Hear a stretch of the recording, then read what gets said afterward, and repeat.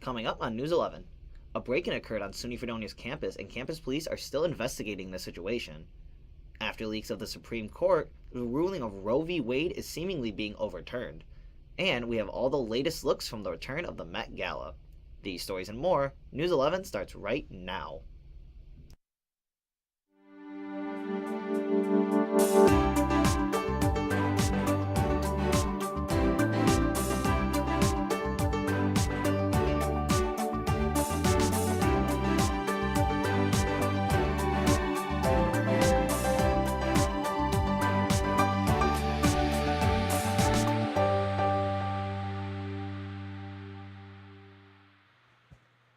Good evening and welcome to News 11. I'm Topher Elkins. And I'm Chloe Kowalik. And Chloe, we are on our season finale of news. So how do you feel about that? I'm really sad, but I'm excited for next year. Yeah, I know. I think we're going to see some changes next year for news, but we'll get to that after the end of this. So it'll be a surprise for most of you. So let's get right into the stories. All right, well, there was quite a scare at SUNY Fredonia after word of a man breaking into a dorm on campus was spread around the college. On Saturday, April 30th, a campus alert from Brett Isaacson, the chief of university police, was sent to SUNY Fredonia's campus and community via marketing and communications email. According to the email, university police had, quote, received complaints about an unknown subject entering the Eisenhower residence hall, opening the doors of residents and entering unlocked doors, end quote. This occurred around 6 a.m., the day the alert was sent out. No violence had been connected with the incident. Since the occurrence, UP has been conducting witness interviews, reviewing security camera footage, and are still in the process of an investigation to figure out who the suspect is. University police say the suspects can be described as a dark-skinned black male, approximately 5'8" to 5'11" in height, between 45 and 50 years old, with a gray or black short hair and a bigger build. University police was also conducting frequent foot patrols in the residence halls and the surrounding areas to help protect students. Isaacson encouraged students to lock their dorms as an extra layer of protection. He further advised anyone to report suspicious behavior to UP by contacting 716-673-3333. The subject has still not been found. This week is Small Business Week in Chautauqua County. The county is celebrating by pushing the message out to shop local and is even honoring 2 entrepreneurs. County Executive P.J. Wendell says he encourages people of Chautauqua County to, quote, shop local and support the many small businesses in our communities that make up the backbone of our economy and are providing jobs, goods, and services to our residents, end quote. And 2 of those business owners are right here in Chautauqua County have been named Entrepreneurs of the Year in New York State for the year of 2022. Hector Lervio, owner of the Hotspot Cafe in Jamestown, received the New York State Minority Entrepreneur of the Year award. Alvario opened the cafe on Valentine's Day in 2020, just before the COVID-19 pandemic. During the shutdown, he started offering takeout service. Since restrictions have been released, his restaurant has been a favorite with city officials, police associations, and other downtown business owners. He is now expanding to catering events. And Jackie Francis, owner of Asheville General Store, has been honored with the New York State Community Business Award. Francis opened Asheville General Store in 1991. BDC stated it quickly became a destination for locals and tourists alike. County Executive P.J. Wendell led the celebration at the Asheville General Store on Monday. This year's Bald for Bucks is making its way to local schools. The school that raised the most money is actually one of the smallest schools in the area. North Collins High School has raised $26,000 for Roswell Park. Anthony Arno is one of 58 students raising money. He has raised over $2,000 and is shaving his head. This is the district's 19th year participating in the Bald for Bucks fundraiser. 5th grade teacher and coordinator Margie Dentino said, quote, it makes your heart feel good that we're going to donate $26,000 to Roswell, end quote. She also said that North Collins is a tiny community with a big heart. And we have 2 stories that will make any Buffalo foodie excited for the summer. First up, another season of Food Truck Thursdays is kicking off today in Niagara Square in Buffalo. Food Truck Thursdays began in 2015 as a pilot program in an effort to provide office workers and visitors to downtown Buffalo with additional food options. Buffalo Mayor Byron Brown and the Buffalo Common Council announced that Anderson's, Carnivorous, and Coyote Cafe, among 17 other food trucks, will take part in the program this year. Food Truck Thursdays will take place every Thursday from May through October 11th at 11 a.m. to 2:30 p.m. And next, a Buffalo favorite is making its return after a multiple-year hiatus from COVID. The popular Taste of Buffalo has a set date this July 9th and 10th, 2022. Now in its 39th year, the food-filled summer festival will go on Saturday, July 9th from 11 a.m. to 9 p.m. and Saturday, July 10th from 11 a.m. to 7 p.m. While admission is free, food and drink tickets will be sold throughout the event or can be directly pre-purchased at Tops Markets in June. The event was canceled in 2020 due to the pandemic, but returned last year in a smaller form. The 2022 version returns to its usual length, running along Delaware Avenue from Chippewa Street to the Niagara Square. An in-person culinary stage also returns this year, where you can watch local chefs prepare dishes and enjoy free samples. The Taste of Buffalo said it will announce more information, including participating restaurants, in the coming weeks. Now, have you ever seen a life-size coloring book? An interactive mural is promoting creativity, tourism, and history of Niagara County. Each artwork represents its location with the name of the town, city, or village, along with historical iconic images highlighting reasons to visit that community. Niagara County by the Numbers artist and project developer Mike Weber said, quote, "The whole thing was inspired by COVID, really. I wanted to get people out doing something during quarantine that still involved tourism because that industry just tanked. I had to come up with something that was going to get people out exploring in the county again." End quote. Designs on this public use canvas have numbers that tell people where to color and drawings that pay homage to the respective city in Niagara County, but instead of colored pencils or markers, artists will use chalk. Each of the murals were created by local artists right out of Niagara County or the surrounding western New York. In 2019, a powerful winter storm hit Buffalo and toppled 3 30-foot-long pontoons. These pontoons were attached to a, quote, ice boom that stretches across Lake Erie near the Peace Bridge to keep ice from flowing into the Niagara River. In the storm, one pontoon landed near Niawanda Park in the city of Tonawanda, and the second fell into the American Falls. The third got stuck in the rapids near Bird Island, about 100 yards from Bridal Veil Falls in Niagara Falls State Park. This week, a team was sent to lift the stranded pontoon out of the river. The operation started Tuesday when a park rescue team was sent into the rapids to get the pontoon and the area around it ready. The team went back Wednesday, and with the help of a Chinook helicopter from Rochester, they successfully lifted the pontoon out of the water and dropped it into a nearby parking lot on Goat Island. The operation only took around 90 minutes.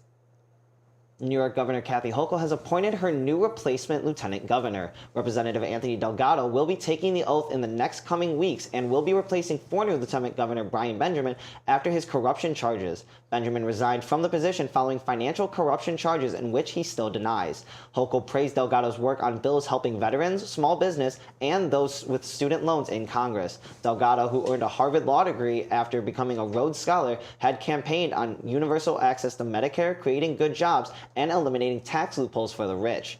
Governor Hochul added, quote, "Having won competitive primary and general elections for Congress, Representative Anthony Delgado is a battle-tested campaigner who has the experience to serve New Yorkers and the work ethic to get our party's message out to voters, unite communities, and lift up Democratic candidates statewide," end quote. And when we come back, the Supreme Court plans to overturn the ruling of Roe v. Wade and other national headlines. We'll be right back. There's no break going on. There's no break.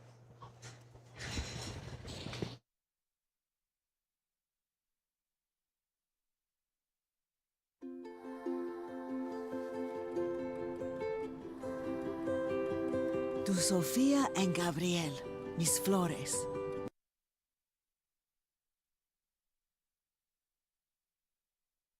My little flowers. Even though these old knees can't follow on your adventure to the forest today, these flowers represent my love, so you can take me with you wherever you go, near or far. These stitches and threads join us together. Me, your mother, and both of you. And wherever you see a flower, a bird, a beautiful tree, know that my love is with you as you bring our colorful stories to the world. Make the forest part of your story at a park near you. Find one at discovertheforest.org. In a stunning breach of court confidentiality, Politico has obtained what it calls a draft of majority opinion written by Justice Samuel Alito that would strike down Roe v. Wade. According to Politico, the draft was circulated in early February. The final opinion has not yet been released, and voters can change before opinions are formally released. Sources tell CNN Chief Justice John Roberts does not support tearing down the law and therefore may be siding with liberals on the court. Roberts reportedly does support narrowing the window for legal abortions from 23 weeks gestation to 15 weeks. A Supreme Court spokesperson declined to comment to CNN. Politico says it has authenticated the draft. According to the draft, the court would overturn Roe v. Wade's holding of a federal constitutional right to an abortion, which means states would be able to set their own laws regarding abortion. The opinion would be the most consequential abortion decision in decades and transform the landscape of women's reproductive health in America. The report has been met with cheers from some Republican lawmakers, while Democrats are already calling on senators to break the filibuster rule and pass legislation protecting abortion rights. Inmate Casey White and Lauderdale County Assistant Director of Corrections Vicky White went missing from Florence, Alabama on Friday. Investigators received information from inmates at the Lauderdale County Detention Center over the weekend that there was a special relationship between Director White and inmate Casey White. On Friday morning, Vicky White allegedly told her colleagues that she was taking Casey White to Lauderdale County Courthouse for a, quote, mental health evaluation, though it was said by Sheriff Rick Singleton that he didn't have a court appearance scheduled. Vicky White also allegedly told her colleagues that she was going to seek medical attention after dropping the inmate off at the court because she wasn't feeling well. But Singleton has said his office confirmed that no appointment was made. According to the U.S. Marshal Service, there may be driving a 2007 orange or copper Ford Edge with minor damage to the left back bumper. The U.S. Marshal Service is offering up a $10,000 reward for information leading to Casey White's capture and a $5,000 reward for information leading to Vicky White. Earlier this week, a 23-year-old man was featured in a viral video groping 2 flight attendants and punching a third while screaming that his parents owned $2 million. The assaulter, Max Berry, was sentenced to 60 days in jail, followed by a year of supervision following his release from prison. Berry faced 1.5 years in prison and a $15,000 fine after pleading guilty to 3 counts of assault within maritime and territorial jurisdictions. Berry had been drinking on a Frontier Airlines flight in August from Philadelphia to Miami when he spilled his drink on himself and a flight attendant. Berry went to the bathroom and came out without his shirt. A fight ensued, and Berry was eventually restrained with duct tape. The incident racked up more than $12 million, more than 13 million views online. In court documents, Berry's attorney said, quote, Max Berry is a good man who committed a bad act that was not planned, it was not committed in an unsophisticated manner, and it is an aberration, end quote. According to WPLG, in court Tuesday, Berry apologized, took full responsibility for his actions, and explained how he has been remorseful from the very start.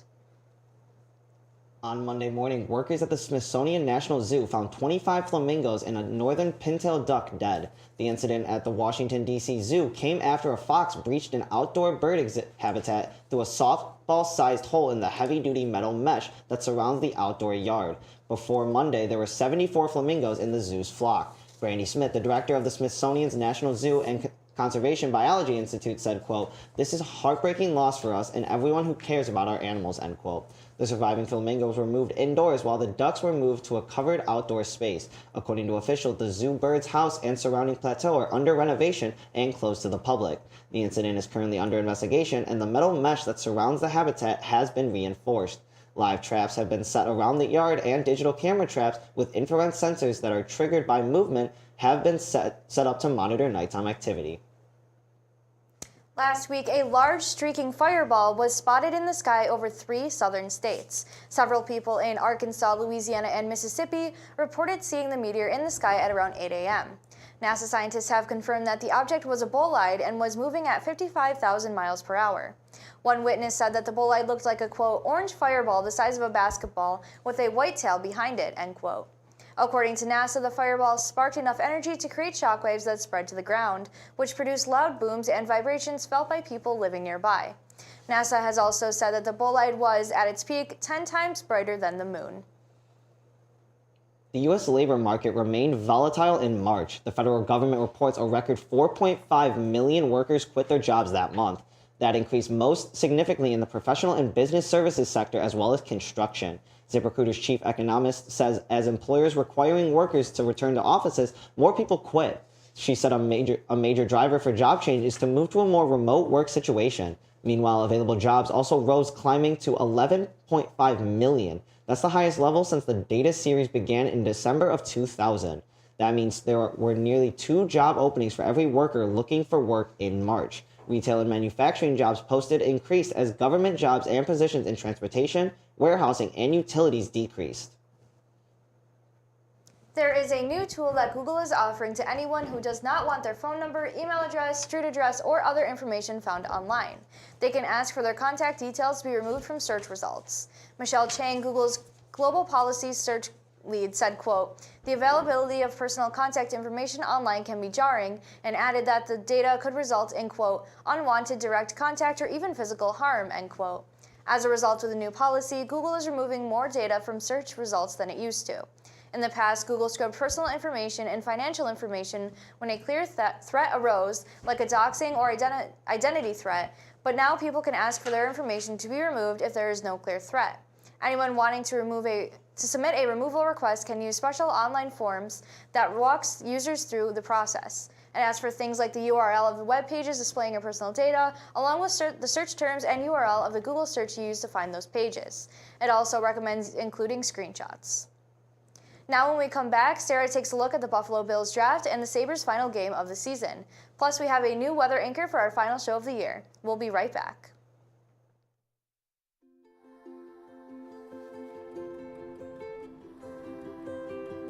To Sofia and Gabriel, mis flores, my little flowers. Even though these old knees can't follow on your adventure to the forest today, these flowers represent my love. So you can take me with you wherever you go, near or far. These stitches and threads join us together. Me, your mother, and both of you. And wherever you see a flower, a bird, a beautiful tree, know that my love is with you.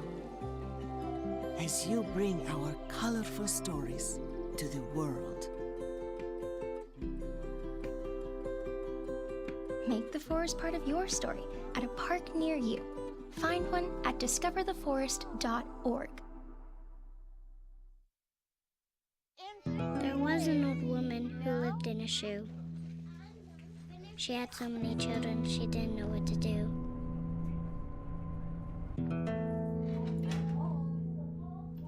She gave them some broth without any bread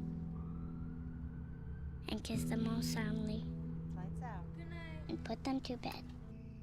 Hunger is a story we can end. End it at feedingamerica.org.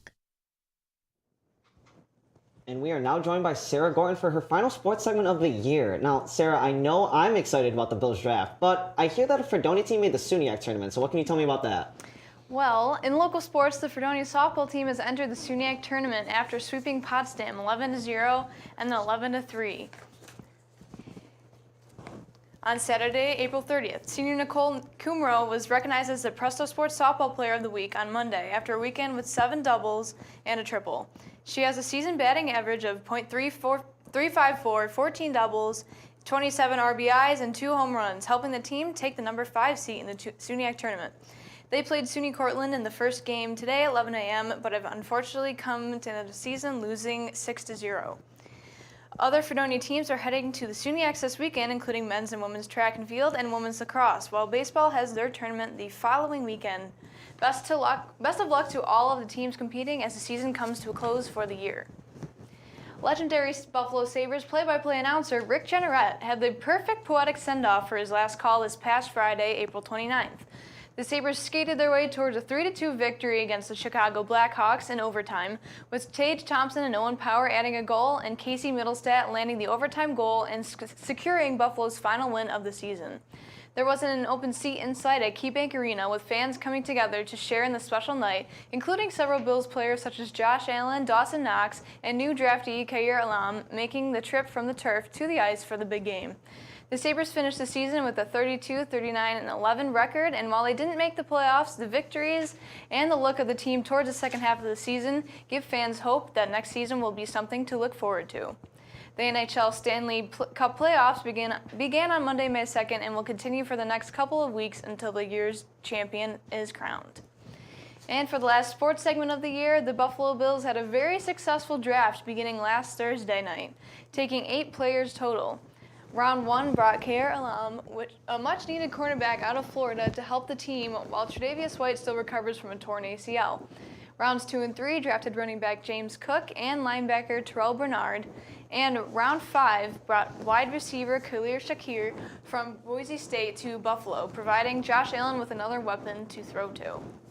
The Bills drafted Matt Araiza, the punter from San Diego, who is also known as the punt god.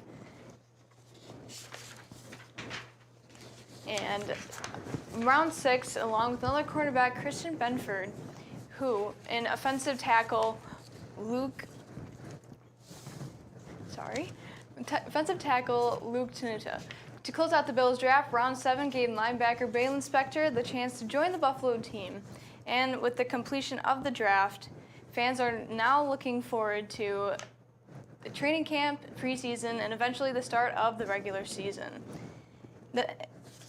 And also be on the lookout for the official NFL schedules to come out 1 week from today on May 12th. And that's all for sports today.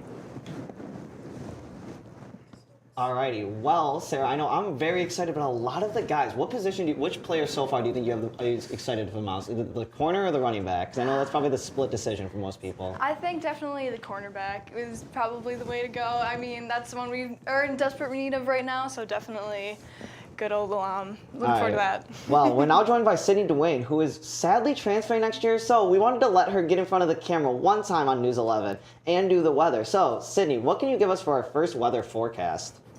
All right, well, at least for half of my first forecast, I'll have a positive forecast for you guys. Starting with Thursday night, we're going to be seeing a quiet and calm spring night tonight. For any of you that are going to start the weekend activities early, temps are going to sit right around 60 degrees and a low sitting below 50 degrees. Luckily, there's no rain in the forecast, so it'll be a dry night. Looking ahead to Friday, the weather could be a bit mixed, and there's no certainty when it comes to the rain. We have a good chance to see some scattered showers all day, with the precipitation percentages sitting right at 50%. Temps are pretty common for spring, sitting right around 58 degrees. Back to you guys.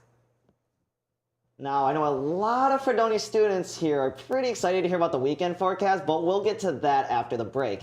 So when we come back, we'll have your trending stories, and Sydney will be back for one more forecast. We'll be right back. Fuck, I was really hoping that one.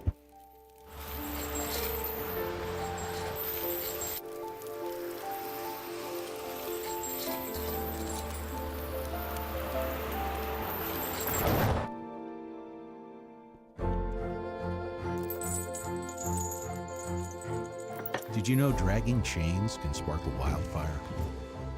Only you can prevent wildfires. When I was in foster care, I never knew when I would have to move, so I always had my suitcase ready to go. Then one day, I was adopted. My new parents opened their hearts and home to me. My parents cook my favorite breakfast for me every morning. My parents take me on trips I never thought I would go on. They gave me a home and an even better reason to use that suitcase. My parents aren't perfect, but they're perfect for me.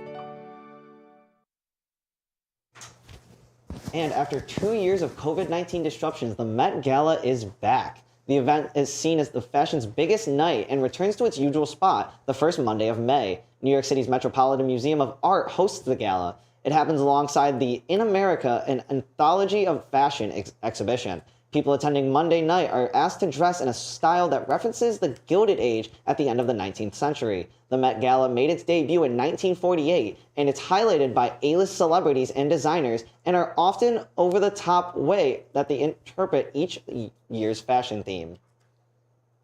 Highlighting one of the fashion statements we saw at the Met Gala was Kim Kardashian wearing an iconic Marilyn Monroe dress to Monday night's event.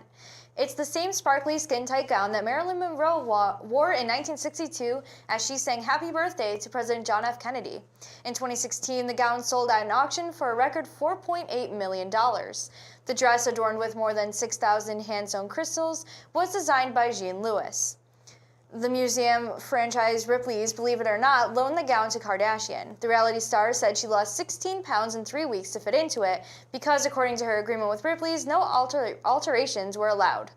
After the red carpet, Kardashian changed into a replica dress for the remainder of the event. Kardashian tweeted she was, quote, honored and forever grateful to be the first person to wear the dress since Monroe. Ripley's tweeted, "You are truly the Marilyn of our time." And 2 talk shows have announced that they are no longer making new seasons. After 7 years of hosting The Late Show, James Corden will be leaving. He decided to leave to spend more time with his wife and kids. Corden said, quote, He said, quote, "The show has changed my life. I am so proud of what we've achieved. It's beyond my wildest dreams. At this time, it is unknown whether or not he will be replaced." And The Ellen Show taped its final episode on Friday. Comedian Ellen DeGeneres made the announcement on Twitter that the show is officially wrapped after 19 years on the air. Ellen pointed out that when the show started in 2003, the iPhone and social media did not exist and gay marriage was still not legal. DeGeneres tweeted that she had watched the world change, sometimes for the better, sometimes not. The show had been a huge success for most of its run, winning 12 daytime Emmys, more than any talk show in history. The final episode of The Ellen Show is set to air May 26th. Now, Chloe, did you watch the Met Gala? Did you see some of the outfits? I saw them through Instagram and Twitter. I didn't watch it myself, but I saw the outfits. I feel like that's how a lot of people end up seeing it. I feel like no one truly watches the Met Gala, you know? What was one of your favorite outfits that you saw that you can remember? I gotta say Kim's was really interesting, but some of the actresses that I saw, I think Lily Reinhart had a really pretty I can't remember what it was. And then Olivia Rodrigo looked really good. Did you see hers? Olivia Rodrigo's was very impressive, and anyone that's watched WNYF, we all know I stand Olivia Rodrigo. Yeah. But all right. So for most of the people watching this, I assume they're really excited to learn about the weekend based on a somewhat famous event that's coming on in Fredonia this weekend. So let's talk about Saturday.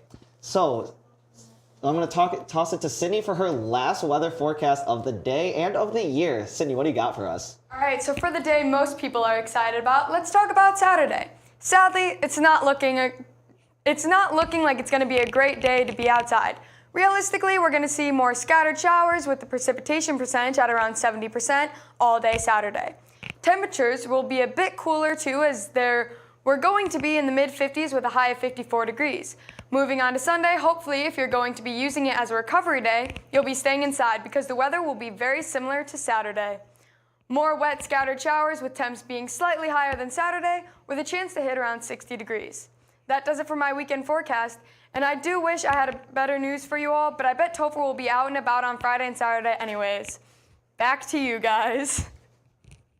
Topher, do you have big plans this weekend? I'm not going to confirm or deny that statement, but I will know that a lot of people are partaking, so maybe you'll see me out there. But that does it for News 11 this week. As always, thank you so much to our behind-the-scenes crew here at WNYF for a great season and year. And of course, thank you to everyone watching at home. And again, this has been our season finale episode, so we'll see you all next semester. Have a great night.